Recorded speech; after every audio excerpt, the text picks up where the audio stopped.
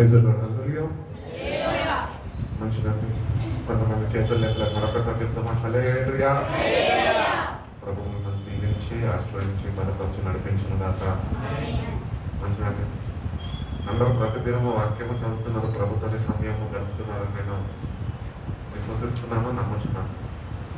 కాబట్టి ప్రతిదినము వాక్యాన్ని చదివేవారుగా మనము ఉండాలి. బైబిల్ ఎవరు ఇవ్వద్దు, సరేనా? దయచేసి బైబిల్ ఎవరు ఇవ్వద్దు.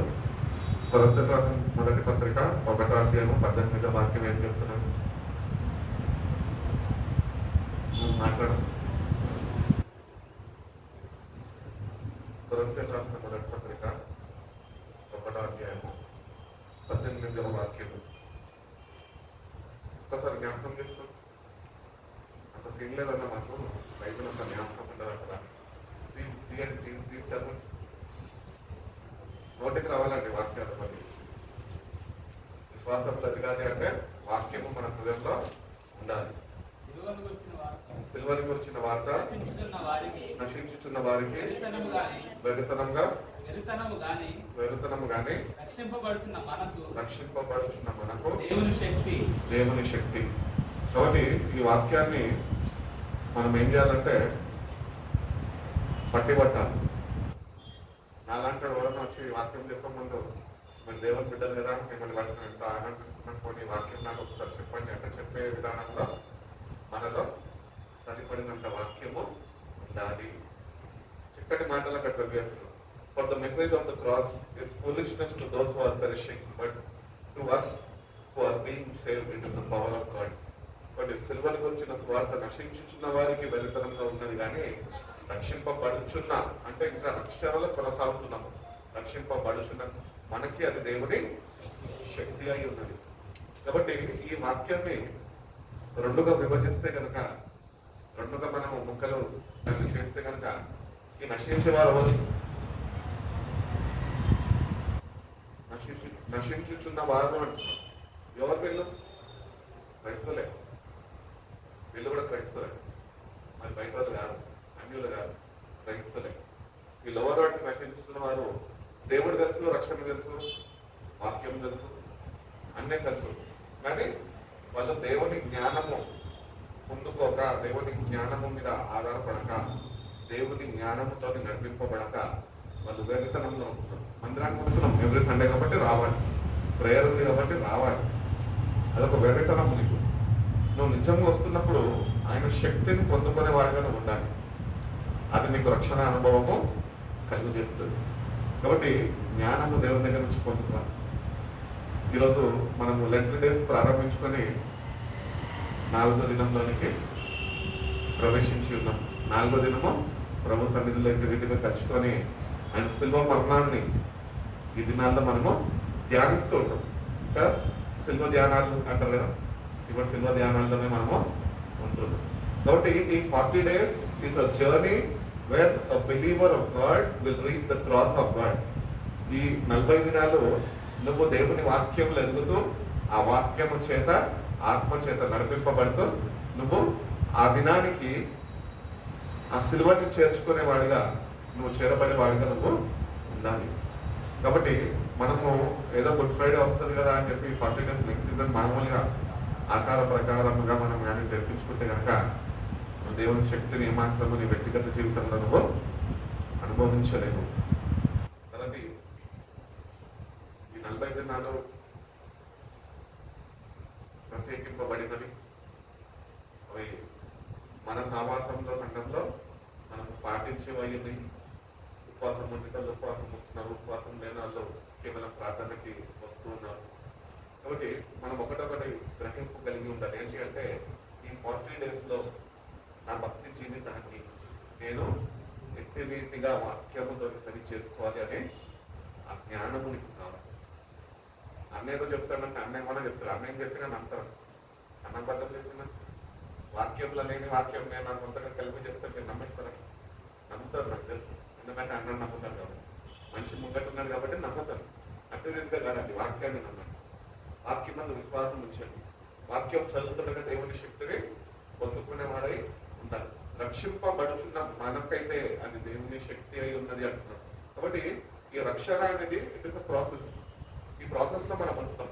మేబీ నాకు ఒక 10 years సీనియారిటీ ఉండొచ్చు, మీకు 10 years నూతనంగా మీరు రక్షణ బాధ్యతలో నడుచుకుంటుండొచ్చు. కాబట్టి ఈ సీనియారిటీ ఉంటున్న నాకు ఏంటి అంటే వాక్యాన్ని నేను గురి జరుగుతా కాబట్టి ఆ ప్రకారము దేవుని దగ్గర నేను ప్రార్థిస్తున్నాను కాబట్టి ఆ ప్రకారం దేవుని జ్ఞానం మీద ఆధారపడుతున్నా కాబట్టి అది దేవుని శక్తితోనే కూడబడి ఉంటుంది. అంటే ఎందుకంటే దేవుని శక్తిని నేను పొందుకుంటున్నాను, దేవుని శక్తి అందు నేను ఆనందించగలుగుతున్నాను. ఎందుకంటే నా ప్రభు నన్ను ఎంతగానో ప్రేమించి పరమన్నమించి భూమిపైకి దిగొచ్చి వెతికి రక్షించి కల్వరి సిల్వలకు ప్రాణాన్ని నా కొరకు పెట్టి ఆయన ఏ శక్తినైతే ఆయనలో ఉన్న శక్తిని కల్వరి సిల్వ దారపోతాడో ఆ శక్తిని మనకి అనుగ్రహించి ఉంటాడు. హల్లెలూయా. కాబట్టి దేవుణ్ణి ఆరాధిస్తున్న మనము, ఆయన సిల్వని ధ్యానిస్తున్న మనము, అది రక్షింపబడుతున్న మనకైతే అది దేవుని శక్తి అయి ఉంటుంది. కాబట్టి you should experience God's power in your life. Boost తాగితే పవర్ వస్తుంది అవునా? మంచి ఏమన్నా పొద్దున్నే అలవాటు ఉన్న వాళ్ళు ఎక్సర్సైజ్ పోయేటల్లో మంచి న్యూట్రిషన్ తీసుకుంటారు వాళ్ళు. ఎందుకు? బలము కావాలి వాళ్ళకి. వెళ్ళి ఎక్కడ లేని భారము ముయ్యాలన్నమాట జిమ్లో. ఉన్న భారం జీవితంలో సరిపోతుంది వీళ్ళకి. అక్కడ లేకపోయిన వెయిట్లన్నీ మోసుకుంటూ ఉంటారు. ఎందుకు? కొద్దిగా చక్కగా కనిపించాలని, బాడీ ఫిజిక్ మెయింటైన్ చేయాలని, చక్కగా వాళ్ళని వాళ్ళు ఒక సరైన రూపంలో రావాలి అని వాళ్ళు ఎంతో ప్రయాసపడుతుంటారు. అట్టిదిగానే క్రైస్తులైన మనము దేవుని వాక్యాన్ని చదువుతున్నప్పుడు ఆ వాక్యము గ్రహింపగలిగి ఆ వాక్యం ముందు విశ్వసించి అట్టి బలాన్ని నువ్వు పొందుకోవాలి. ఈరోజు నేను ప్రశాంత్ ఇద్దరం ఉన్నాం. ఇప్పుడు నేను జిమ్కి వెళ్తా, ప్రశాంత్ జిమ్కి వెళ్ళాను. ఒక 3 months అయినాక మన ఇద్దరిలో డిఫరెన్స్ ఉంటుందా ఉండదా? అట్టి రీతిగానే మన ఆధ్యాత్మిక జీవితంలో వాక్యము చదువుతున్నప్పుడు వాక్యము గ్రహింపు నీకు అనుగ్రహింపబడితే ఆ గ్రహింపును కలిగి వాక్యమందు విశ్వాసము నింపగలిగితే అది దేవుని శక్తిగా నీ జీవితంలో మార్చబడుతుంది. అప్పుడు నువ్వు నిజంగా నీ వ్యక్తిగత జీవితంలో దేవుని యొక్క శక్తిని అనుభవించగలుగుతావు, ఆనందించగలుగుతావు, ఆయనను కలిగి నువ్వు జీవించగలుగుతావు అని దేవుడు తెలియజేస్తుంది. కాబట్టి క్రైస్తవులు రక్షింపబడ్డం అది మనకేమాత్రము వ్యర్థతనంగా ఉండదు. God is talking to each and every one of us every day. ప్రతిదినము దేవుని తన పరిశుద్ధ వాక్యంతో మనతో మాట్లాడుతున్నాడు. కానీ మనం ఎట్లున్నాము? జ్ఞానము లేని వారుగా ఉండి దేవుని శక్తిని పొందుకోలేని వారుగా ఉండిపోతున్నాం. అట్టి రీతిగా ఉండదండి. ఈ వాక్యం కూడా మూలవాక్యం కారణం తీసుకోవడానికి ఏంటి తెలుసా? సిల్వని చేరాలి అంటే నిన్ను నువ్వు పరిశుద్ధపరచుకోవాలి. నిన్న వాక్యం చదువుకున్నాం కదా, నిన్న వాక్యం మనం ధ్యానించి ఉన్నాం కదా. మొట్టమొదటిగా మిమ్మల్ని మీరు పరిశుద్ధపరచుకోండి, నా కొరకు ప్రత్యేకింపబడండి. అప్పుడు నా శక్తిని మీరు పొందుకుంటారు, అనుభవించగలుగుతారు. మీ జీవితాల్లో సంతృప్తి అనేది మీరు కలిగి జీవించగలుగుతారు అని దేవుడు తెలియజేస్తాడు. కాబట్టి ఈ వాక్యం మనం చదువుతున్నప్పుడు ఒకటే అనుకుంటాం, ఏంటంటే నశించుచున్నవారు అంటే బాప్తిజం తీసుకొని వారు, లేకపోతే మందిరానికి రాని వారు, వాక్యం చదవని వాళ్ళు, ప్రార్థన చేయని వాళ్ళు అనుకుంటాం. వాళ్ళు కాదండి, మనలోనే ఉన్నాం. ఒకరు శిష్యుల్లో ఎట్లా యూదా అయితే ఉన్నాడో అట్టి రీతిగా మనం కూడా దేవుని శక్తిని అనుభవించక, ఆశ్రయించక, పొందుకోక మనము నశించేవారు జాబితాలో మనం ఉంటూ ఉన్నాం. కాబట్టి సిల్వని గురించిన వార్త రక్షింపబడ్డ వారికి దేవుని శక్తి అనగా రక్షింపబడ్డాం మనం, మంచిదే. అందరం రక్షణ పొందుకున్నాం. చెల్లెకి రక్షణ ఇచ్చినాము ఈ చర్చ్లో, ఉష్మాకి రక్షణ పొందుకుంది చర్చ్లో, ఇక్కడ అనేక మంది చర్చ్కి వచ్చేటప్పుడు రక్షణ పొందుకున్నారు. మేము వాక్యాన్ని బోధిస్తున్న మేము ఒకటే ఆశిస్తాం మీ దగ్గర నుంచి. ఏంటి అంటే మేము ఏ దేవుని శక్తిని అయితే అనుభవిస్తున్నామో అది మీరు కూడా అనుభవించాలి. వాక్యమంతా అట్టి విశ్వాసము మీరు కలిగి జీవించాలి. అప్పుడు మాకు సంతోషం కలుగుతుంది. అమ్మ నా బిడ్డ జ్ఞానము కలిగి దేవుని జ్ఞానాన్ని పొందుకొని దేవుని శక్తిని అనుభవించగలుగుతుంది. ఏదో సండే వచ్చేసినప్పుడు ప్రశాంతంగా మంచిగా పాడతాడు కదా అని చక్కటి మ్యూజిక్ పెట్టేసి మంచి ఊపుగా డీజే పెట్టినట్టు పెట్టినామనుకో, అప్పుడు శక్తి వచ్చేసినట్టు ఫీల్ అవ్వడం కాదు. మనం ఎప్పుడు ఎట్లున్నప్పటికీ కూడా, మన స్థితిగతులు ఎట్లుంటున్నప్పటికీ కూడా దేవుని శక్తి మీద మనము ఆధారపడేవారమై ఉండాలి. అందుకనే ఈ 40 days మనకు ఒక చక్కటి ప్రిపరేషన్ ఏంటి అంటే నిన్ను నువ్వు సిల్వ వైపు నడిపించుకో. విశ్వాసంతో సిల్వ దగ్గరికి రా. 40 days దేవుడు మనకి ఇచ్చాడు. ఈ 40 days లో 4 days అయిపోయింది, అవునా? ఇంకెన్ని డేస్ ఉన్నాయి?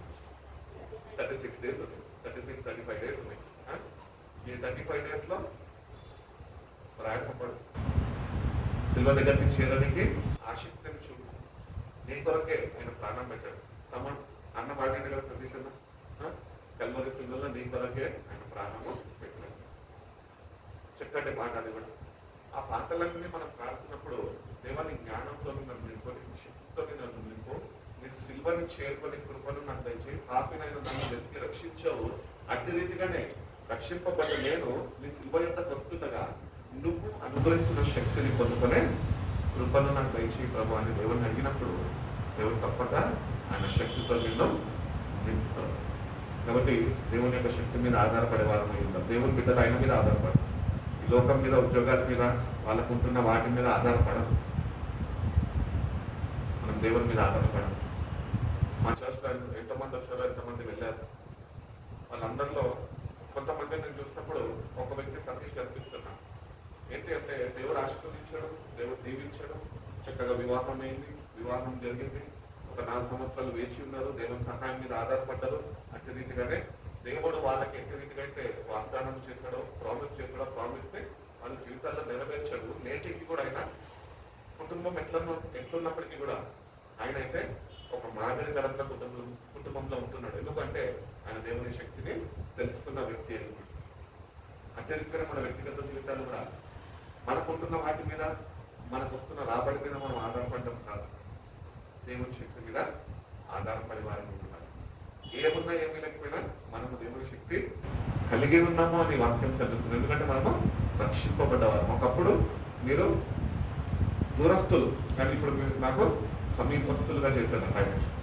కాబట్టి రక్షణ పొందుకున్న మనము దేవుని జ్ఞానము పొందుకొని దేవుని శక్తితోని మనము నింపబడాలి. అదే ఆత్మాభిషేకం అని. కాబట్టి ఆ శక్తిని కనపరచు దేవుని సన్నిధి. ప్రభా, నీ సిల్వని నేను చేరుకుంటున్నా, పాపినైన నేను ఇట్లనే ప్రార్థన చేసుకుంటాను. పాపి అయిన ఈ ఫిలిప్పు నీ సిల్వని చేరుతుండగా నీ జ్ఞానంతో నింపయ్యా, నీ శక్తితో నింపయ్యా, నాలో ఉన్న ప్రతి ఒక్క బలహీనతను నాలో ఉంచి తొలగించయ్యా, నీ శక్తి నాకు కావాలయ్యా అని కన్నీళ్ళ భయమైపోయి ప్రభు పాదాలు పట్టుకోవడానికి మనం ప్రయాసపడితే కనుక స్వర్గీయతుడే తప్పక ప్రభు యొక్క సిల్వ దగ్గరికి నువ్వు చేర్చబడుతుంది. ఆ సిల్వ యొక్క శక్తిని తోని నువ్వు నింపబడగలుగుతావు. అట్టి రీతిగా మనము మన స్పిరిచువల్ వాక్ని, మన ఆధ్యాత్మికమైన జీవితము, స్పిరిచువల్ లైఫ్ ఎట్లుందో దాన్ని సరిచూసుకుంటూ వాక్యంకి మనం ఎప్పుడైతే సమీపస్తులైతూ దేవుని జ్ఞానాన్ని మనం పొందుకుంటూ ఉంటామో, ఇవి రెండు సైమల్టేనియస్ గా జరుగుతున్నప్పుడు దేవుని శక్తి ఆటోమేటిక్ గా మనకు వస్తుంటుంది. అందుగా కాబట్టి అట్టి శక్తిని మనము పొందుకోవాలి. అట్టి రీతిగా ప్రభు యందు ఆనందించాలి. ఎందుకంటే శక్తిని అనుగ్రహించేవాడు ఆయననే. కాబట్టి దేవుని యొక్క శక్తిని మనం పొందుకునే వారమే ఉంది. దేవుని అడగండి, వాక్యం చదవండి, గ్రహింపు హృదయం నాకు దయచేయి ప్రభా, నా మనోనేత్రాన్ని నువ్వు తెలుగు ప్రభా,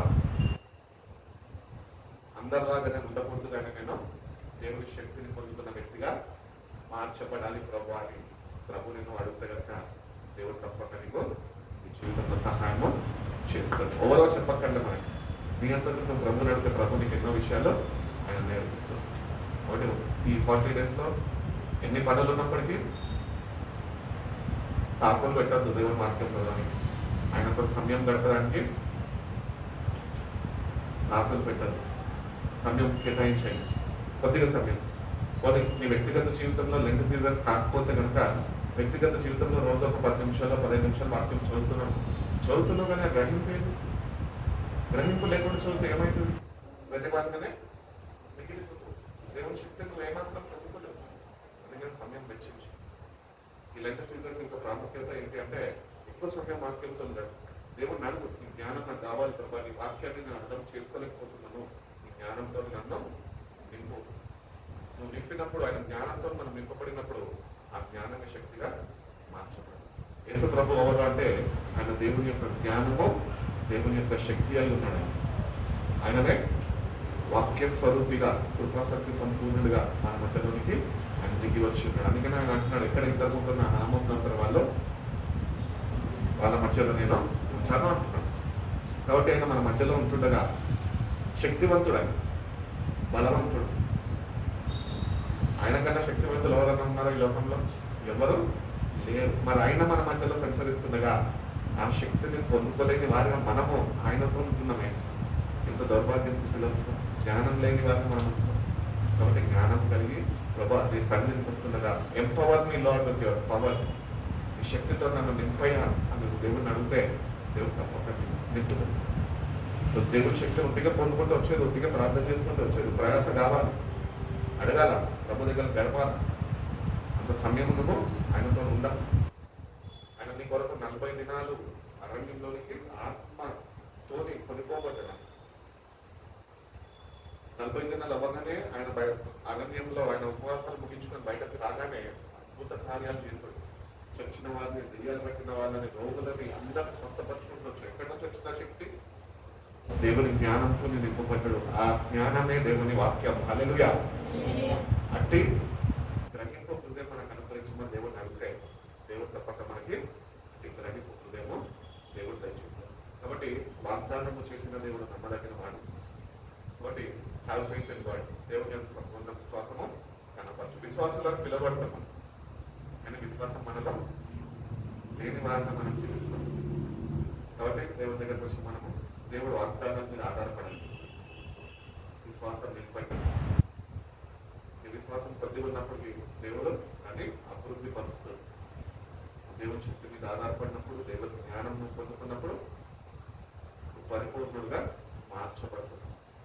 అప్పుడు ఈ లోకంలో దేని మీద నువ్వు ఆధారపడకుండా కేవలం దేవుడి వాక్యం మీద ఆధారపడే వ్యక్తిగా నువ్వు ఉండగలుగుతావు.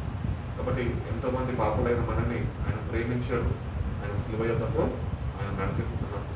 కాబట్టి నడిపిస్తున్నాడని 40 days అయ్యే వరకు సిల్వర్ చేరుకొని దాని తర్వాత ఈస్టర్ చేసుకొని ఇంకా యథావిధిగా మళ్ళా లోకంలో జీవించడం కాదు.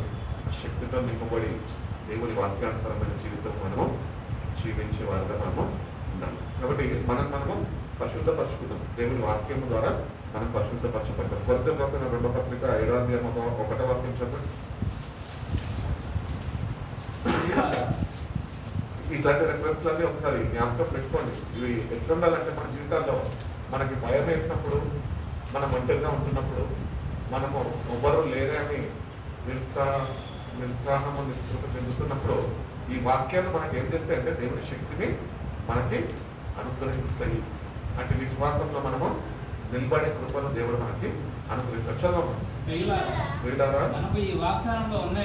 మనకి ఈ వాగ్దానంలో ఉన్నవి కనుక దేవుని భయముతో పరిశుద్ధతని సంపూర్ణము చేసుకొనొచ్చు.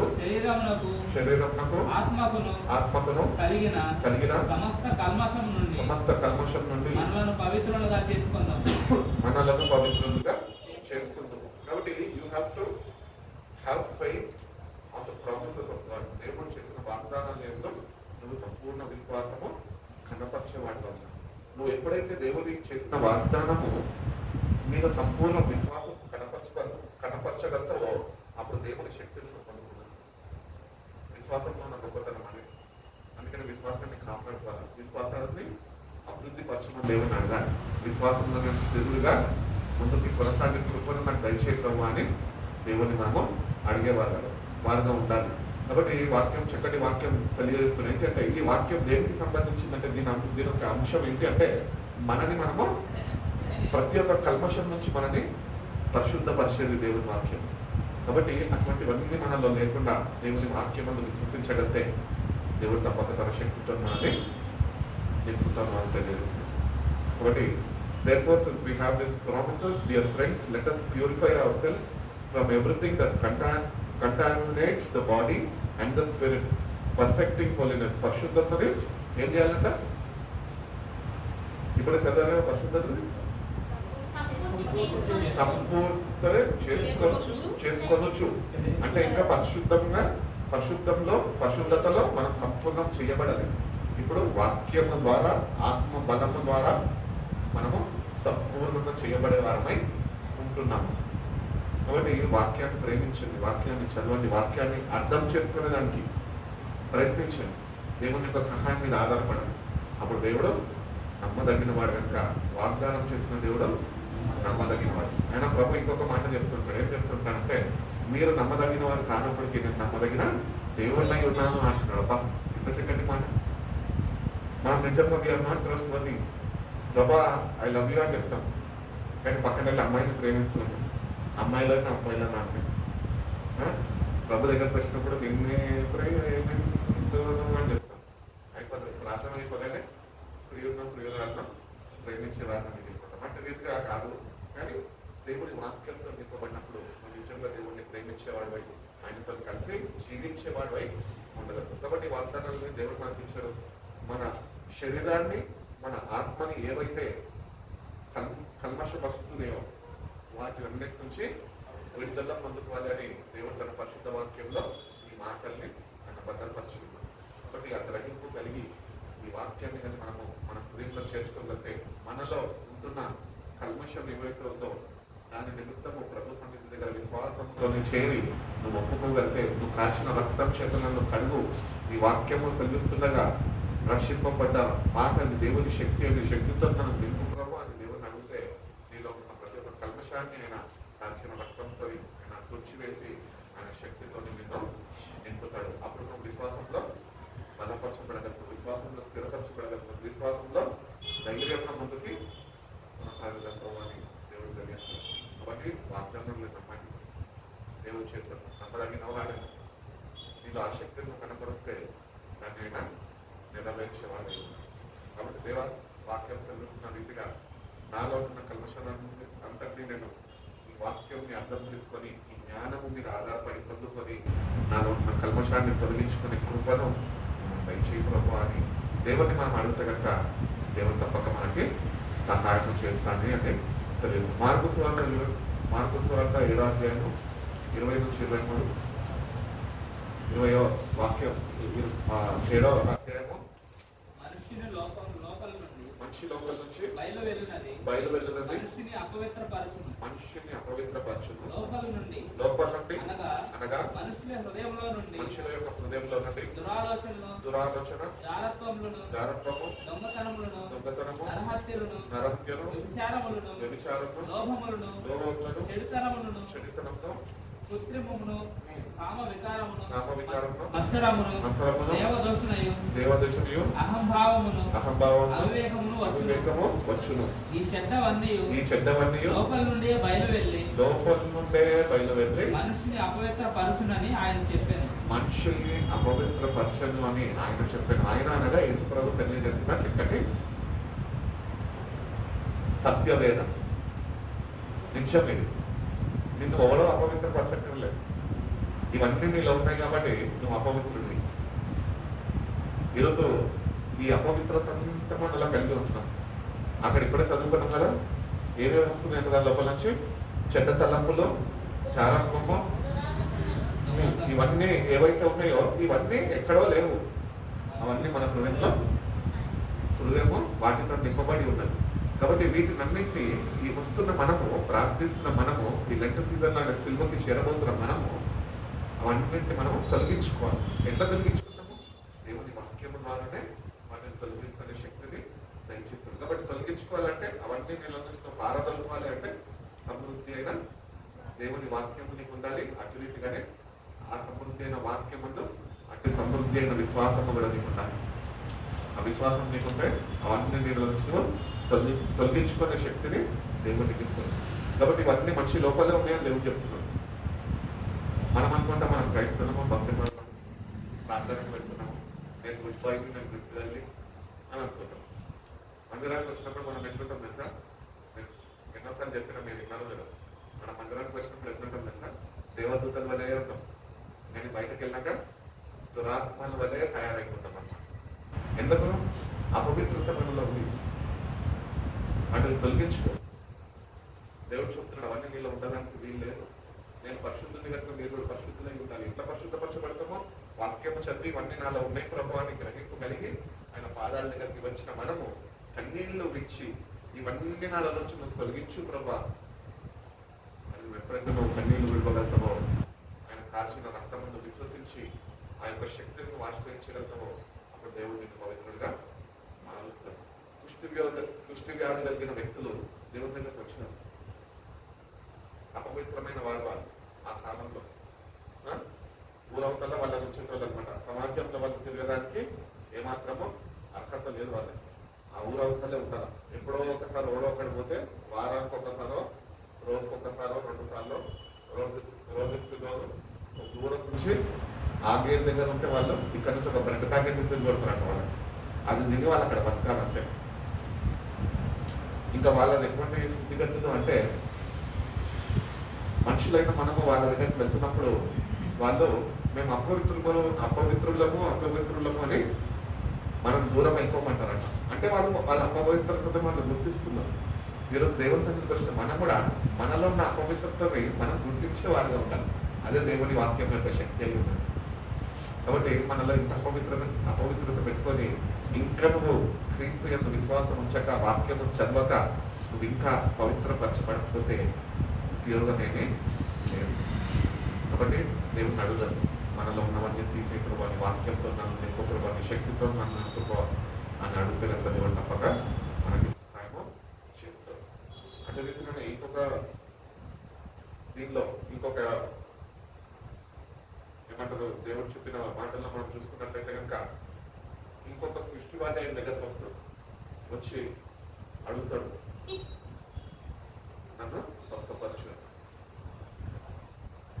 స్వస్థపరచని అడిగిందా? నాకు ముందేమన్నాడు, నీకు ఇష్టమైతే నన్ను స్వస్థపరచినట్టు. ప్రభు వెంటనే ఏమంటాడు, నాకు ఇష్టమే అది చేయబట్టి లేవనెత్తుతాడు. అదే రీతిగానే మన జీవితాలు కూడా దేవుని దగ్గరకు వచ్చి ఆయన ఆరాధిస్తున్నప్పుడు, వాక్యం వింటున్నప్పుడు, వాక్యం మనము గ్రహింపు హృదయము మన మనసుని వాక్యం ముందు నిలిపినప్పుడు మనం కూడా దేవుడు నాకు ఇష్టమే నీకు బాగు చేయడం అన్న స్వరమును వినగలుగుతాము వాక్యము ద్వారా. కాబట్టి అపవిత్రులని మనల్ని పవిత్రులుగా మార్చడానికి, తను తాను అపవిత్రులుగా మార్చబడ్డాడు. మనము దారిద్రంలో ఉంచినప్పుడు మన దారిద్రత ఆయన మీద వేసుకున్నాడు, కానీ ఆయనలో ఉన్న ఐశ్వర్యం అంతా మనకి ఇచ్చేసి ఉన్నాడు. ఎక్స్చేంజ్ ఆఫర్ అనమాట. The cross of Christ is an exchange offer to a believer. నీ జీవితం చాలు, వదిలేసి వచ్చేసి సిల్వ దగ్గరకు వచ్చి ప్రభుకి ఇచ్చేసి, కానీ ఆయన ఇస్తున్న నూతన స్వభావము, నూతన జీవితము నువ్వు పొందుకోవాలని దేవుడు కోరుకుంటున్నాడు. కాబట్టి మనలో అపవిత్ర పరిచయం ఏమన్నా మనలో ఉంటుంటే కనుక వాక్యం చదువుకున్న రీతిగా వాటిని తొలగించుకుందాం. దేవుని సన్నిధిలో మోకరిస్తాం, ప్రార్థన చేస్తాం. పవిత్ర పరచుకోవాలి. నువ్వు పాట పాడితే పవిత్ర పరచబడు. ఏదో ప్రార్థన సేవ కూడా చేస్తున్నావు, పవిత్ర పరచబడు. నీ అంతటా నువ్వు సిల్వను చేరుకొని ఆయన కార్యం రక్తం చేత కడగబడితేనే నువ్వు పవిత్రుడిగా మార్చబడగలుగుతావు. కాబట్టి ఇవన్నీ మనలో ఉంటుంది. ఇవన్నిటిని మనము దేవుని వాక్యంతోనే వాటిని మనలో నుంచి తొలగించుకోవాలి. నువ్వు ఎప్పుడైతే వాక్యంతో నింపబడి ఆ వాక్యమందు విశ్వాసం ఉంచగలుగుతావో అప్పుడు నీలో ఉంటున్న అపవిత్రత నీలో నుంచి తొలగిపోయి దేవుని యొక్క వాక్యం అనగా దేవుని యొక్క శక్తితో నువ్వు నింపబడగలుగుతావు. కాబట్టి అట్టి రీతిగా దేవునితో సహవాసం చేస్తూ ఆయనని అనుభవిస్తూ you have to experience God in your everyday life. ప్రతిదినము దేవుని యొక్క శక్తిని ఆశ్రయించాలి, ఆ శక్తితో నింపబడాలి. అందుకనే చాలా మంది ఉపవాసం ఉంటారు. ఎందుకు? వాళ్ళలో అపవిత్రతని తొలగించుకొని ఆ స్థానంలో దేవుని యొక్క శక్తితో నింపబడతారు. శరీరాన్ని నలగొట్టుకుంటారు. కానీ ఆ సమయం ఏదైతే వాళ్ళు దేవునితో గడుపుతారో దానికన్నా శ్రేష్టమైన సమయం సంవత్సరం మొత్తంలో ఎక్కడ కూడా రాదండి. కాబట్టి దేవుని యొక్క శక్తిని ఆశ్రయిస్తే దేవుడు తప్పక ఈ ఆసక్తి పొంది ఆయన శక్తితో నిన్ను నింపుతాను అని దేవుడు తెలియజేస్తాడు. కీర్తనకారుడు కూడా దావీదు తెలియజేస్తున్నాడు కదా, 51 కీర్తన 10వ వాక్యం అంటారు కదా, శుద్ధ హృదయము నాకు కలుగు చేయదు. దాని తర్వాత 51:10 దేవా నా యందు శుద్ధ హృదయము కలుగు చేయము, నా అంతరంగములో స్థిరమైన మనసును నూతనముగా పుట్టించుము. ఎవ్రీడే స్థిరమైన మనసు దేవుని వాక్యం అందును పుట్టితే నూతనపరచబడతావు. హల్లెలూయా. అందుకనే దావీదు దేవుణ్ణి ఎరిగినవాడు, దేవుణ్ణి ప్రేమించినవాడు, దేవుని మీద ఆధారపడినవాడు, దేవుణ్ణి స్థుతించినవాడు. దేవుడు అంటాడు దావీదు గురించి పాత నిబంధనలో చక్కటి సాక్ష్యం ఏంటి అంటే, దావీదు నా హృదయాధారుడు అని. దాని యొక్క చరిత్రలో ఉంది కనుక స్టోరీ వేరే అని. యాక్చువల్లీ ఆ స్టోరీ ఒకవేళ దేవుని మాకృప ఉంటుంది, మనం ఒకరోజు పంచుకుంటాను. ఎందుకు ఆ చక్కటి మాట దావీదు నా హృదయాధారుడు అనిపించుకోగలిగాడు అంటే దాని ఇంకా ఎంతో సబ్జెక్టు వాక్యంలో దాచబడి ఉన్నది. కాబట్టి దేవుని దగ్గరికి వస్తున్న మనము స్థిరమైన మనసు నాకు కావాలి ప్రభా, నీ వాక్యమందు స్థిరత్వము నాకు దయచేయి. ఎప్పుడైతే నువ్వు వాక్యమందు స్థిరత్వము నువ్వు కలిగి ఉండగలుగుతావో అట్టి రీతిగా వాక్యాన్ని ప్రతిదినము విడిచిపెట్టక మానక నువ్వు చదవగలుగుతావో దేవుడు అట్టి రీతిగా నిన్ను బలపరచబడగలుగుతాడు. అట్టి రీతిగా నేను శక్తితో నిన్ను నింపగలుగుతాడు. నీలో ఉన్న ప్రతి ఒక్కటి తొలగించుకునే కృపను దేవుడు మనకి అనుగ్రహిస్తాడు.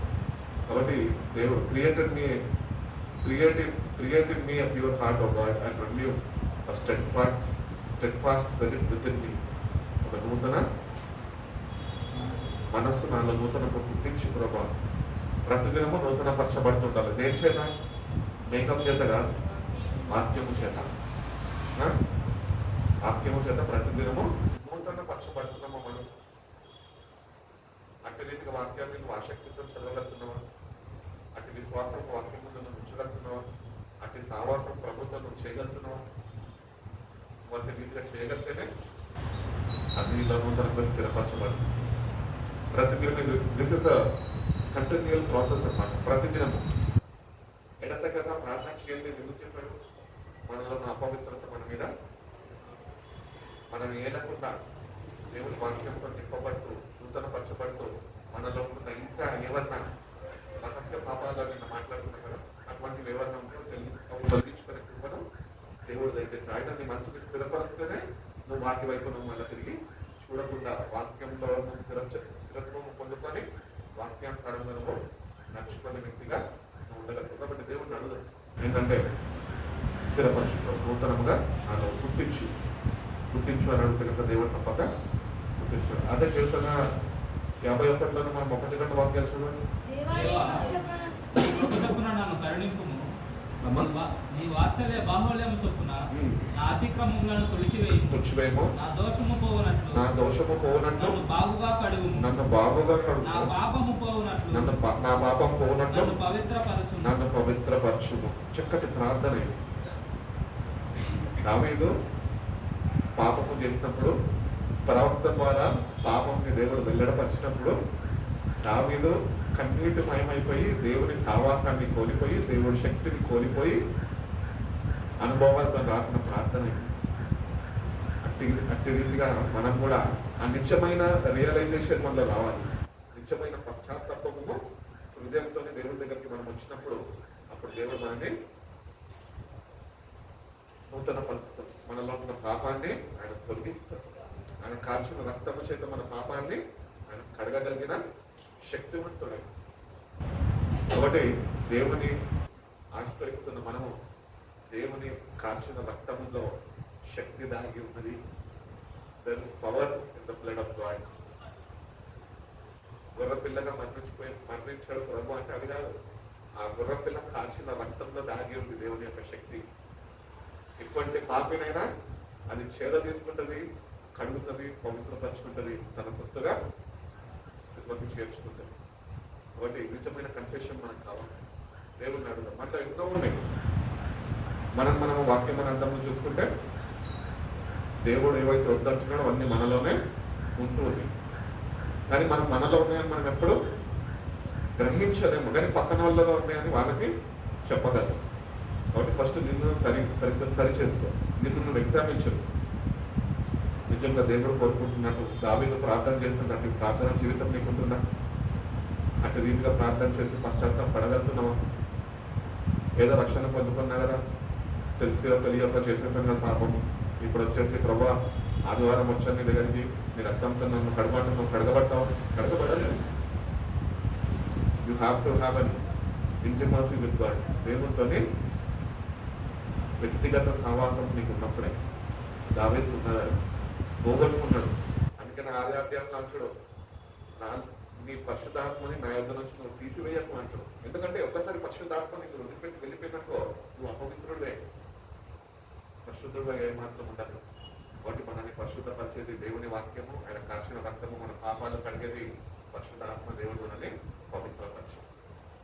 కాబట్టి వాక్యాలను చదివి ధ్యానిస్తున్నప్పుడు మన జీవితాల్లో ఎట్లున్నాయి, నిజమైన దేవునికి ప్రీతికరంగా సంతోషకరంగా ఉంటున్నాయి. లేదంటే దేవుడు ఇచ్చిన ఈ కృపకాలంలో నేటికన్నా గ్రహింపు కలిగి ఏమన్నా ఒక్కసారి మేము జ్ఞాపకం చేసుకుని బలహీనున్న నొప్పుకు పర్వాలేదు. ప్రతి ఒక్కటి నువ్వు ఒప్పుకుంటావేమో అని ఇష్టపడుతున్నాను. నేను పాపం చేసేసాను ప్రభు అంటే సరిపోదు. ఏ పాపం చేసావు, ఎవరితో చేసావు, ఎప్పుడు చేసావు చెప్పాలి. ఆయనకు డీటెయిల్స్ కావాలి. ఎందుకైనా డీటెయిల్స్ అడుగుతున్నాడు? ఆయనని పరమ తండ్రి అంటున్నాడు. తండ్రి కుమారులను ఎందుకు ప్రతి ఒక్కటి నిలదీసి నాకు సరిగ్గా నాకు ఇన్ఫర్మేషన్ అడుగుతాడు? ఎందుకంటే తెలియాలి వాడి బలహీనత ఏంటో వాడికి తెలియాలి. అందుకనే నీ ద్వారా ఆయన ఒప్పింపజేస్తాడు. అదే పరిశుధాత్మ దేవుడు చేసే కార్యం అని చెప్తాను. వాడి ప్రతి ఒక్క పాపం ఆయన దగ్గర ఒప్పుకొని అసలు మరి ధ్యానిస్తుండగా ప్రతి ఒక్క పాపం ఏవైతే మనలో ఉన్నాయో వాటిలో నుంచి మనము మన కార్యంలో రక్తం చేత మనము కడగబడుతూ ఉండాలని దేవుడు ఎంతగానో కోరుకుంటున్నాం. కాబట్టి మనము అపవిత్రపరచుకోకుండా వాక్యము చేత పవిత్రపరచు ప్రభా, నీ శక్తి ద్వారా నన్ను నీకు ప్రభా, నీ జ్ఞానము నాకు దయచే ప్రభా, అంటే పశ్చాత్తాప హృదయము నాకు నాలో అనుగ్రహించు ప్రభా అని దేవుడు నువ్వు అడిగినప్పుడు ఆ పశ్చాత్తాప హృదయం దేవుడు అనుగ్రహిస్తాడు. అప్పుడు నువ్వు ఎంత ఘోరమైన పాపివో నువ్వు నీ అంతటి నువ్వు గుర్తించగలవు, గ్రహింపు కలిగి జీవించగలవు. ప్రభు నాకు కావాలి అని ఆయనని కట్టుకోగలవు. అప్పుడు ఆయన ప్రేమించగలుగుతాడు, నువ్వు ఆయన ప్రేమించగలవు. అప్పుడు నీ ప్రేమ నిలిచి ఉండగలదు. కాబట్టి నన్ను ప్రేమించేవాడు నా ఆజ్ఞలను నేర్చుకుంటాడు అని ప్రభు చెప్పాడు. కాబట్టి దేవుని వాక్యం మనం నేర్కొనాలా, ఆ ప్రకారం ఆయనని ప్రేమించే వారమై యోగం రాసిన మొదటి పత్రికలను ముగించేస్తాం. 1వ అధ్యాయం 9వ వాక్యం. ఈ వాక్యం కూడా నోటికొచ్చేయాలండి. జీవరత్నం మాకు చెప్పి అలసిపోయింది. మన మధ్యలో కార్యరంగం లేడు. ప్రశాంత్ చెప్తాడు కదా ఎప్పుడు, మన పాపంలో మనం ఒప్పుకున్నాయి కదా, ఆయన నమ్మదగిన వాడు నీతిమంతుడు కనుక ఆయన మన పాపములు క్షమించి సమస్త దుర్నీతి నుండి మనని పవిత్రులుగా ఎంత చక్కటి మాట దేవుడు వాక్యం నేర్చుకుంటే ఇఫ్ వి కన్ఫెషన్ అనేది నీకు రావాలా. కన్ఫెషన్ ఎక్కడి నుంచి వస్తుంది? when you love the word of God, when you understand the word of God, when you really depend on the word of God, అప్పుడు నీ కన్ఫెషన్ అనేది దేవుడు అనుగ్రహిస్తాడు. కన్ఫెషన్ అంటే తెలుగులో ఏమంటారు? ఒప్పుదల, ఒప్పుకోవాలి. అనంతరం మనం ఒప్పుకోము, మనం కప్పుకునే రకాల అదే 1 రూపీ పెడతాను, నేను తీసేస్తాను. ఇప్పుడు నేను వచ్చి అడుగుతాను, ఇక్కడ రూపాయలు ఉంది, అదేమైందంటే నాకు తెలియదు. ఎందుకంటే 1 రూపీ నాకు రావాలి. అదే రీతిగానే మన పాపాన్ని కూడా మనము కప్పుకుంటున్నాం. కానీ ప్రభు అంటున్నాడు, నువ్వు ఒప్పుకోవాలి. ఒప్పుకో. దేవుని దగ్గరకు వచ్చిన మనం ఏ పాపాలు అయితే నీలో ఉన్నాయో అవి ఒప్పుకో ఆయన దగ్గర. నువ్వు ఎప్పుడైతే నోటుతోని నువ్వు ఒప్పుకుంటావో కన్ఫెషన్. ప్రశాంత్ తప్పు చేశాడో నేను చెప్పడం కాదు, ప్రశాంత్ అంతగా వాడు ఒప్పుకున్నప్పుడు అది క్షమించబడతాడు. నేను ప్రార్థన చేసి నా నోటని ప్రశాంత్ పాపం చేశాడు ప్రభావ వాడిని క్షమించుకున్నావా అంటే వాడు ఒప్పుకోకపోతే అది క్షమింపబడుతుందా? క్షమింపబడదు. అందుకని మన పాపాలు మనం ఒప్పుకుంటాడు. నమ్మదగిన వాడు, నీతిమంతుడు. మనం ప్రతి ఒక్క అపవిత్రత నుంచి మనని పరిశుద్ధ పరిస్థితులు. కాబట్టి దేవుని దగ్గర నువ్వు ఒప్పుకుంటే నీకు గొప్ప లాభం ఉంటుంది. దేవుడి రక్షణ ఆనందంలో నువ్వు ఆనందించే వ్యక్తిగా నువ్వు ఉండగలుగుతావు. కాబట్టి ఒప్పుకున్నావు, దేవుని దగ్గర ఒప్పుకున్నావు. ఒప్పుదల పండుగలో ఇంకొక పేరు పెట్టినానండి నాస్టిక్ ప్లేయర్స్. ఉపవాస పండుగలు, శిల్వ ధ్యానాలు, ఒప్పుదల కూడికలు. ఇక్కడ ఒప్పుకో, వస్తున్నావు, విని వెళ్ళిపోవడం కాదు. ఒప్పుకో. వాక్యం వింటున్నప్పుడు let the word of God work inside your heart. వాక్యం నీ హృదయంలో పని చేయాలి. పని చేసినప్పుడు దేవుడి ఆత్మ కార్యం ఇలా జరుగుతుంది. అప్పుడు నీకు ఒప్పుదల అనుగ్రహింపబడుతుంది. అప్పుడు నువ్వు ఒప్పుకోగలుగుతావు. నువ్వు ఎప్పుడైతే ఒప్పుకుంటావో దేవుడు నిన్ను వాటి నుంచి విడిపించగలరు. ఆ విడుదల మనము పొందుకున్న మనము అనుభవించాలి అని దేవుడు కోరుకుంటాం. కాబట్టి మనం ప్రతి ఒక్క పాపం కదా మనం ఒప్పుకుందాం. ఆఖరిగా మనం చూసుకుంటే యాకోబు 4:8 ఇది కూడా వాక్యం మన నోటికి రావాలి, బైబిల్లో తిప్పడం కాదు. దేవుని యొద్దకు రండి, అప్పుడు ఆయన మీ వద్దకు వచ్చును. పాపులారా మీ చేతులను శుభ్రం చేసుకొని, మీన మనస్కులారా మీ హృదయాన్ని పరిశుద్ధపరచుకుని, వ్యాకులపడుడి, దుఃఖపడుడి, ఏడుడి, మీ నవ్వు దుఃఖమునకు మీ ఆనందము చింతకు మార్చుకున్నది. కాబట్టి చాలండి ప్రభు దగ్గరికి రావాలి. మనం విశ్వాసంతో రావాలి. దేవుని దగ్గరకు వచ్చామంటే మందిరానికి వెళ్ళామంటే సరిపోదు. Come with faith. దేవుడు నా జీవితంలో కార్యం జరిగిస్తాడు, దేవుడు నా పాపాన్ని క్షమిస్తాడు, దేవుడు నన్ను నూతన పరుస్తాడు, నాలో స్థిరమైన హృదయం నూతన మనసు నాకు అనుగ్రహిస్తాడు. విశ్వాసంతో రాని దగ్గర విశ్వాసంతో వస్తే దేవుడు కార్యం నిన్ను చూస్తాడు. పాపులారా మీ చేతుల్ని కడుక్కోండి అని చెప్తున్నాను. ఏంటి, మందిరంకి వస్తున్నప్పుడు స్నానం చేసేస్తాం కదా, మళ్ళీ ఎందుకు కడుపుతారు కదా? లేదు, నీలో పాపం ఉంటుందని వాటిని వాక్యం చేత కడుక్కోవాలి. అప్పుడే మీ చేతులు పవిత్రపరచబడతాయి. సబ్బుతోనే డెట్టాలతోనే కాండవర్షాలు కడుక్కుంటే కాదు, అది భోజనానికి పనికొస్తుందేమో కానీ వాక్యానికి పనికిరాదు. ఆధ్యాత్మికమైన జీవితంలో అది వర్తించదు. ఆధ్యాత్మికమైన జీవితంలో మనల్ని మనం కడుక్కోవడం అంటే వాక్యము చేత కడగబడాలి. అందుకని పౌరు పత్రికల్లో రాస్తుంటాడు, మీరు వాక్యం చేత ఉదక స్నానము చేయబడాలి అని రాసేశాడు. నాకు ఎంత పెద్ద ప్రొసీజర్ తెలుసా?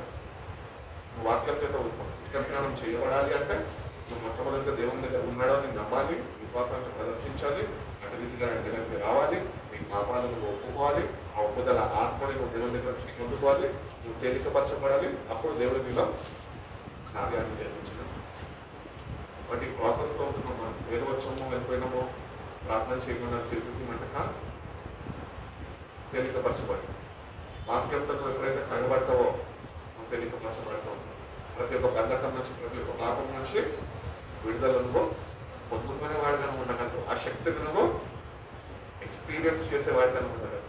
కాబట్టి experience the power of God in your life. ఏదో వచ్చేస్తాము, చదివేస్తాము, వెళ్ళిపోయాము, లేకపోతే అన్న నెక్స్ట్ వీక్ పలానా అధ్యాయం మీద క్వశ్చన్స్ అడుగుతాడు చదివేస్తాను అంటే కాదు.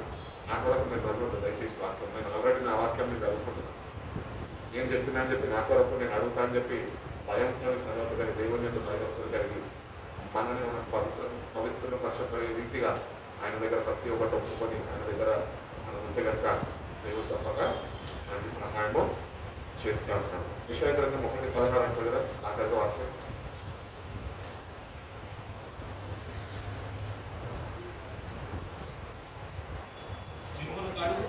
మిమ్మల్ని కడుక్కొని మిమ్మల్ని కడుక్కొనుడి, శుద్ధి చేసుకొనుడి, నీ దుష్క్రియలు నాకు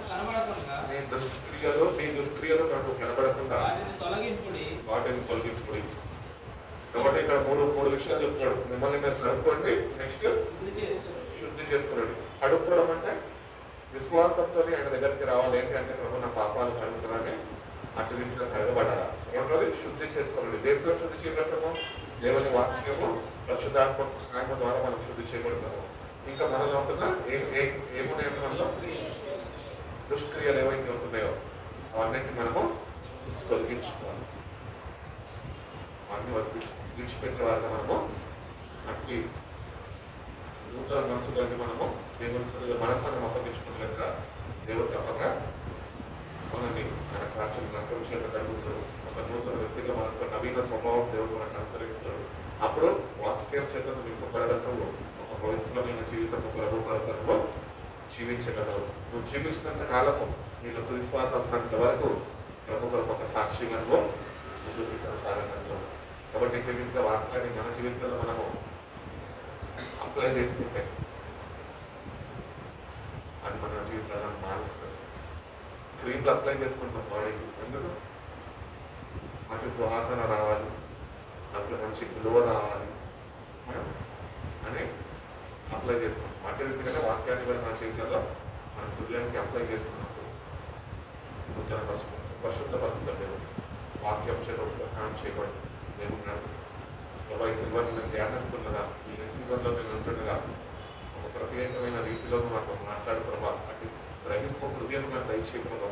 అటు మార మనసు నాకు అనుగ్రహించు ప్రభా. అటు పరిశుద్ధాత్మ శక్తితో నన్ను నింపు ప్రభా. దేవుని దగ్గర నువ్వు వెయిట్ చేస్తే కనుక దేవుడు తప్పక ఆలస్యం చేసేవాడు ఏ మాత్రమో కాదు. నువ్వు ఎంత తొందరగా నువ్వు రియలైజేషన్లో వస్తే అంత తొందరగా నువ్వు స్వస్థతను పొందుతున్నావు. Repent for your sins. మారు మనసు ఆయన ఫలము మీరు ఫలించాలని అపొస్తలుల కార్యాలు చెప్తున్నాం. ఏది ఫలం? రక్షణ అయితే పొందేశాం. God is waiting for fruit. ఒకనొక రోజు ప్రభు అట్లా వెళ్తున్నాడట. ఎంతో ఒక విత్తనాన్ని నాటినాడంట. 1 సంవత్సరం 2 సంవత్సరాలు అయిపోయిందంట. మళ్ళీ అక్కడికి వచ్చాడంట ఒక వృక్షంగా అది మారి ఉన్నదట. నేను వేసిన విత్తనము ఇంత పెద్దగా ఎదిగింది, మరి దీన్ని ఫలాలు కనిపిస్తుంది అని పాపం ప్రభుకి ఆకలైనప్పుడు ఆ ఫలాన్ని దగ్గరికి నేను వేసిన విత్తనం ఎంత మంచి ఫలాన్ని ఫలించి నేను ఆకలిమని నేను ఒక ఫలాన్ని తీసుకొని తింటే బాధాకరమైన విషయం ఏంటంటే చాదు అది చేదైన ఫలాలుగా ఉండిపోయిందంట. కారు ద్రాక్షాల వల్లే అవి పండిపోయింది. మన జీవితాలు కూడా అంటే వాక్యాన్ని గుర్తుక వాక్య ప్రకారం మన జీవితాన్ని సరి చేసుకోక ఎదిగిపోతున్నాము. క్రైస్తవ వర్గంలో మనకి సీనియారిటీ వచ్చేస్తుంది, కానీ దేవుడికి కావాల్సిన ఫలము ఆయనకి ఇవ్వలేని వారుగా కారు ద్రాక్షాల వల్ల మనము మిగిలిపోతున్నాం. అందుకని నాలో కారు ద్రాక్షాలైనా పట్టకుండానైనా చక్కటి నీకు సంతృప్తి పరిచే ఫలాలు నేను ఫలించే కృపను మనం దయచేయండి ప్రభు అని దేవుడు అడిగితే కనుక దేవుడు తప్పక మనం చేదైన బ్రతుకులను మధురంగా మారుస్తాడు. ఆయన మనం బట్టి ఆనందిస్తాడు, మనము ఆయన బట్టి ఆనందించిన వారుగా మనం ఉండగలం. కాబట్టి మూలవాక్యం ఏంటి? రెఫరెన్స్ అలా చెప్పండి. 1:18 కొరింథీ 1:18 కొరింథీ 1:18 సిద్ధంలో వచ్చిన వార్త నశించిన వారికి నిరంతరంగా ఉన్నదని రక్షింపబడుతున్న నాకు అది దేవుడి శక్తి అయి ఉన్నది. అది దేవుడి శక్తిని పొందడం. అజ్ఞాన దశల నుంచి వచ్చేసి ఇంకా వాక్యాన్ని నిర్లక్ష్యం చేయకు. ప్రేమించు, వాక్యాన్ని ప్రేమించు. వాక్యమే దేవుడే ఉన్నాడు.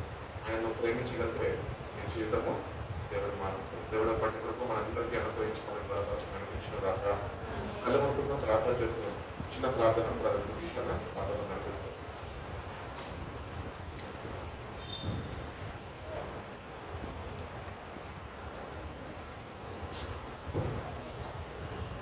ప్రార్థన చేసుకున్నాం.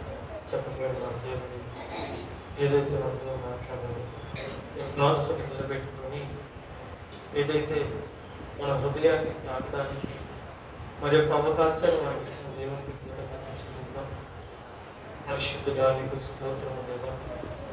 దేవాన్ని వాగ్దానాలతో మా హృదయాన్ని నింపుతున్న దేవానికి స్తోత్ర. అయానిలో బలము లేని మా జీవితాలకు, అయా శక్తి లేని మా జీవితాలకు దేవా, రాలిపోయిన మా జీవితాల కొరకు దేవా కాపాడుడు.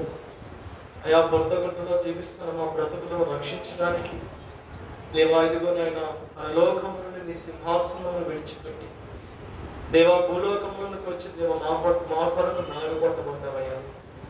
మా కొరకు నీ శరీరము దేవా అయా నా ప్రాణంతో గుచ్చబడింది. మా కొరకు దేవా ఆఖరి బొట్టు వరకు నీ రక్తమును కాలువగా కార్చారు ప్రభు. నీకు స్తోత్రము తండ్రి, నీకు వందనాలు ప్రభు. దేవా నీకు స్తుతి స్తోత్రము దేవా. మా హృదయం ఎంత చెడ్డగా ఉన్నది అంటే అపవిత్రమైన మాటలతోటి అయాదిగో తండ్రి అయా దోషమైన చెడ్డ ఆలోచనతోటి దేవా మా హృదయము నింపుకొని ఇంతకాలం మేము బ్రతికేము తండ్రి. మా హృదయంలో నీకు చోటు ఇవ్వలేకపోయాం. మమ్మల్ని దయతో క్షమించమని ఈ రాత్రి కాల సమయంలో ప్రత్యేకంగా ప్రార్థిస్తున్నాం. ఏమిచ్చి నీ రుణాన్ని మేము తీర్చగలము ప్రభు. ఈ గొప్ప అవకాశం ఎంతో మందికి అయా దొరకపోయినా నీ కృప చేత ఇదిగో మమ్మల్ని త్రోసివేయకుండా మెడబెట్టి గెంటకుండా ప్రభువ మేము చేసిన అపవిత్రమైన కార్యాలను మమ్మల్ని విడిచిపెట్టకుండా ప్రభువ మరి ఒకసారి మాకు ఇచ్చిన అవకాశాన్ని బట్టి కృతజ్ఞతలు. ఈ 40 దినాలలో ప్రభువ మేమేమైతే పోగొట్టుకున్నామో, ఏదైతే నీ ప్రేమను, నీ బలమును, నీ శక్తిని, ప్రార్థన, అభిషేకమును, ఏదైతే విశ్వాసమును మేము పోగొట్టుకున్నామో ప్రభువ మరలా నీ ఎందుకు మేము వస్తున్నాం ప్రభువ. ఈ అవకాశాన్ని అయాదిగా మేము సద్వినియోగం చేసుకుని కృప దయచేయండి. స్థిరమైన మనస్సును మాకు దయచేయండి దేవా. నీ సన్నిధిని మమ్మల్ని త్రోసివేయక పరిశుద్ధాత్మతో మమ్మల్ని నింపమని వేడుకొనుచున్నాము తండ్రి. దేవా ఇదిగో నాయన యెహోవా మమ్మల్ని బాధించే వారు ఎంతో మంది ఉన్నారయ్యా. ఈ రాత్రి ఇదిగో మొరపెడుచున్నాము, ఒకసారి మీరు దర్శించండి అయ్యా. మా మొరని ఆలకించేవాడు, మాకు కేడముగా ఉన్నవాడు, మాకు ఆశ్రయ దుర్గముగా ఉన్న దేవాది దేవా నీకు స్తుతి స్తోత్రాలు ప్రభువా. కనికరించి సహాయం దయచేయండి. మా విశ్వాస జీవితాన్ని బలపరచండి ప్రభువా. బిడ్డలు ఉపవాసం ఉండి ఎదుగు నాయన ఎంతో రోధిస్తూ ఉండగా ఆ ఉపవాసంకు తగిన శక్తిని, బలముని బిడ్డలకు దయచేయండి. ఏదో నామకార్థమైన రోజులు, నామకార్థమైన భక్తి చేయక ఆ భక్తిలో సాధన కలిగి నాయన కొనసాగుటకు కృప దయచేయండి. బిడ్డల దేవా ఎదుగున్న నీ 40 దినాలు అయా ముగింపులో వస్తూ ఆ సమయంలోనే బిడ్డలు నీ వాక్యముతో పొడవబడి విశ్వాసము కలిగి వెళ్ళాలి. లక్ష్యం లేని బిడ్డలు లక్ష్యం పొందుకోవాలి ప్రభువా. అనేక బిడ్డలు దేవుని సన్నిధిలో నడిపించబడాలి. ఈ యొక్క బిడ్డలు, యవనస్థ బిడ్డలు వాళ్ళ ప్రాంతాలలో ఒక విశ్వాసము కలిగిన జీవితాలు గడపాలి ప్రభువా. అంటే కృప దయచేయండి. మా సంఘాన్ని బలపరచండి. మా సంఘములో ఉంటున్న అదిగో దేవా యవన బిడ్డలు మీరు దర్శించండి ప్రభు. మా సేవకులను బలపరచండి, సేవకులను బలపరచండి, పెద్దగా ఉన్న తల్లిగాని మీరు బలపరచండి, కుటుంబాన్ని మీరు బలపరచండి, యవన బిడ్డలు మీరు బలపరచండి. నీ కంచె వేసి నీ కాపుదల తెలిసి ఇదిగోనైనా ప్రతి దుఃఖ దినమును సమాప్తము చేయమని వేడుకొనిచున్నాం ప్రభు. కృప దయచేయండి దేవా. ఎన్నో ఆశలు పెట్టుకొని ఇదిగో దేవా, ఇదిగో ఎంత పని ఉన్నా, ఎంత ఇదిగో ఇబ్బందికరం ఉన్నా కానీ నీ బిడ్డలు అత్యాసక్తి కలిగి నీ సన్నిధికి వస్తూ ఉండగా ఆశను సఫలపరచండి ప్రభు. కృప దయచేయమని వేడుకుంటూ అయ్యా అదిగో నాయన జరుగుతున్న ప్రతి ఆరాధనలో మీరు తోడైనండి దేవా. రేపు జరుగుతున్న అదిగో నాయన అయ్యా మీరు సన్నిధిలో నన్ను బిడ్డలను నడిపించండి. వేల వేసి పిలవమని వేడుకునిచ్చున్నాను దేవా. ఆరాధనలో, పాటల్లో, అయా వాక్య పరిచర్యలో, ప్రార్థనలో మీరు తోడైందండి నాయన. 2 సర్వీసులో నీ కృప, క్షేమాన్ని, భద్రతను, మెండైన కృపను మీరు దయచేసి నీ బిడ్డల దేవ ఆశీర్వదించి నడిపించమని వేడుకుంటూ ఈ రాత్రి దేవా దినదీవనులతో మీరు నింపమని, బలపరిచి ఆదరించమని దేవా నీకే మహిమ చెల్లించుకుంటున్నాం. మా మధ్యకు మీరు దిగి వచ్చిన విధానం బట్టి స్తోత్రాలు. అయ్యాదిగో నీ శిలువ త్యాగము మాకు శక్తి అని ఈ దినాన్ని మేము చెప్తున్నాం ప్రభు. శక్తి కలిగిన ఆత్మతో మమ్మల్ని నింపమని వేడుకుంటూ నీకే స్తుతి, మహిమ, ఘనత, ప్రభావం ఆరోపిస్తూ నా ప్రియుడు రక్షకుడైన యేసు నామములో చిన్న ప్రార్థన సమర్పించి అడిగి పెట్టుకుంటుంది నామ తండ్రి. ఆమేన్. ప్రభు యేసు రక్తమే జయం, ప్రభు శిలువ రక్తమే జయం, ప్రభు యేసు రక్తం సంపూర్ణ విజయము, అపవాది క్రియలంతా నాశనం కలుగును గాక. హల్లెలూయా. స్తుతి స్తోత్రం కలుగును గాక. ఆమేన్. ఆమేన్. హల్లెలూయా. అందరికీ వందనాలు. ఎవరు